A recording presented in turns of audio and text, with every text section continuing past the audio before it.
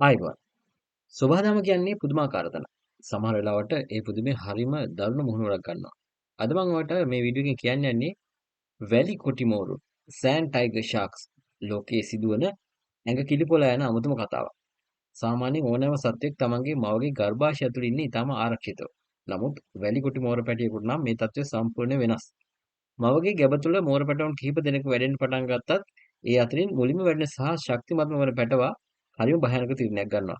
තමන්ගේ කුසගින්න නිවා ගන්න සහ පැවැත්ම තහවුරු කරගන්න මේ ශක්තිමත්ම පැටවා තමන්ගේ කුඩා සහෝදර පැටවුන් අම්මගේ ගර්භාෂය ඇතුළතදීම ආහාරයට ගන්න පටන් ගන්නවා. ආදි හරිම දරුණුයි වගේ හිතුණත් මේක සබහාදාමේ පැවැත්ම සඳහා සිදුවන ඉතාමත් සූක්ෂම ක්‍රියාවලියක්. මේ මාරාන්තික සටනින් පස්සේ අවසානයේදී ඉතිරි වෙන්නේ ඉතාමත් ශක්තිමත් සහ නිරෝගී මෝර පැටවු එකෙක් හෝ දෙන්නෙක් පමණයි. මේ විදිහට අනෙක් පැටවුන්ව ආහාරයටගෙන උපදින මෝර පැටියා උපත ලබන විටත් මීටරයක් පමණ දිගයි කියලා තමයි වාර්තා වෙන්නේ. උපත ලැබූ සැනින්ම මේ පැටියාට සාගරයේ සිටින අනෙකුත් සතුරුන්ගෙන් බේරීමට තරම් ශක්තියක් තිබෙනවා. ලෝකයට එන විටම මේ මෝර පැටවා තනියම දඩයම් කර ජීවත් වීමට අවශ්‍ය පුහුණුව සහ ශක්තිය උපතින්ම රැගෙන එනවා කියලා වාර්තා වෙනවා. මේක හරියට සැබෑ ලෝකයේ සිද්ධ වෙන භයානක චිත්‍රපටයක් වගේ කියලා තමයි කියන්න තියෙන්නේ.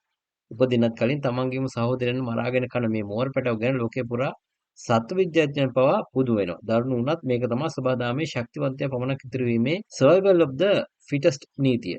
මීළඟ වතාවේ ඔයා සාගර දෙස බලන විට මතක තබා ගන්න. එහි නිසල නිල් දිය යට මෙවැනි දරුණු නමුත් අපිට හිතා ගන්න බැරි විශ්මයජනක රහස් දහස් ගණනක් සැඟ වෙලා තියෙන බව.